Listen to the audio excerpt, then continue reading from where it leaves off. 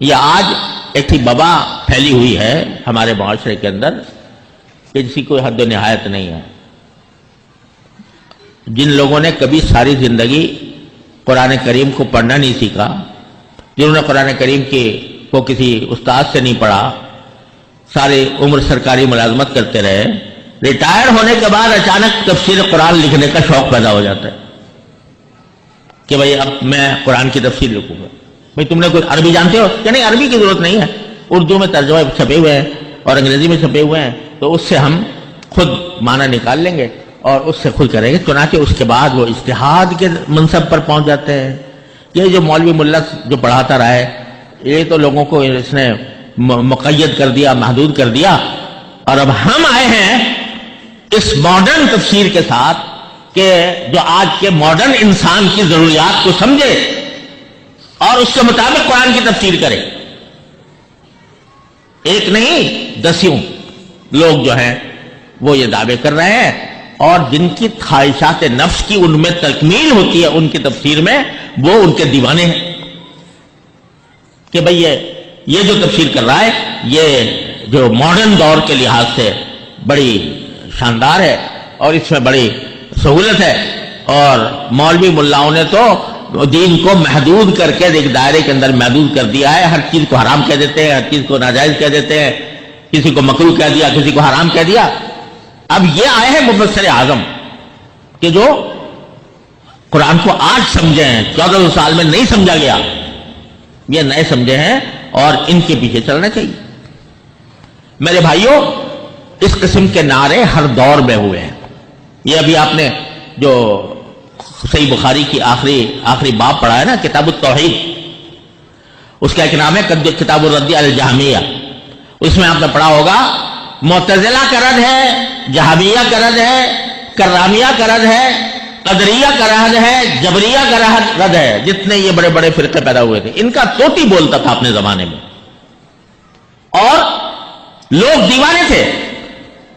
یہ عقل کی بات کرتے ہیں، اور باقی جو ہیں جو سلف صالحین کے طریقے پر چلے آ رہے تھے وہ کہتے تھے یہ مولوی ملا ہے، ان کو عقل نہیں، ان کو سمجھ نہیں، یہ قرآن کی عقلی تعویل نہیں کرتے، عقلی معنی نہیں بیان کرتے، یہ عقل سے دور ہے.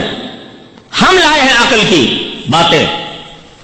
وہ یہ فرقے تھے، اور ان کا توتی بولتا تھا، ان کا ڈنکا بجتا تھا، ان کی حکومت قائم ہو گئی تھی، اور وہ لوگوں کے اوپر ظلم و ستم ڈھاتی تھی. جو ان کی بات نہیں مانتا تھا اس پر کوڑے برساتی تھی.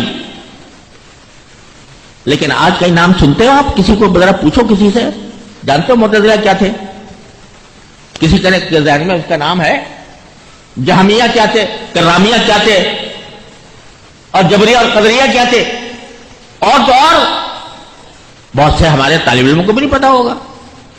جب تک دور حدیث نہیں پہنچتے یا علم کلام تک نہیں پہنچتے تو کسی کو پتا بھی نہیں ہوتا.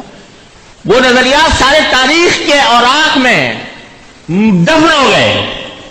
نہ آج کوئی معتزلہ ملتا ہے، نہ جہمیہ ملتا ہے، نہ کرامیہ ملتا ہے، نہ معتزلہ ملتا ہے.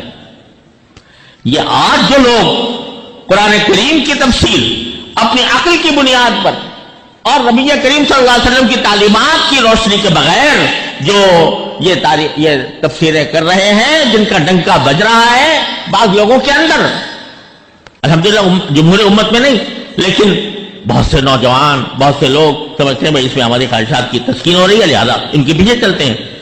تو اس کے نتیجے میں لوگ ڈنکا بج رہا ہے. جس کو سنو جی وہ بڑے مؤثر تحریریں ہیں، بڑی مؤثر تقریریں ہیں، لوگ پیچھے پیچھے جا رہے ہیں.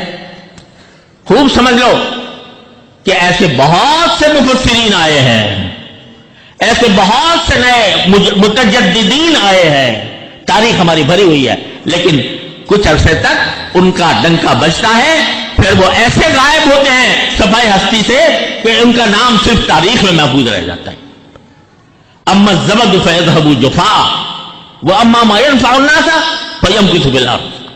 یہ جھاگ جو ہے نا، یہ جھاگ تو قرآن کہتا ہے یہ ختم ہو جاتا ہے، وہی چیز باقی رہتی ہے جو لوگوں کو نفع پہنچانے والی ہو. فيمكث بالارض، وہ اللہ تعالیٰ کے حکم سے باقی رہتی ہے. لہذا 1400 سال کی تاریخ دیکھ لیجئے، کتنے فرقے آپ کو نظر آئیں گے، لیکن اگر کوئی باقی رہا تو ما انا علیہ واصحابی، یعنی نبی کریم سرور دو عالم اور حضور اقدس صلی اللہ علیہ وسلم کے صحابہ. یہ اللہ تبارک و تعالیٰ کا ایک نظام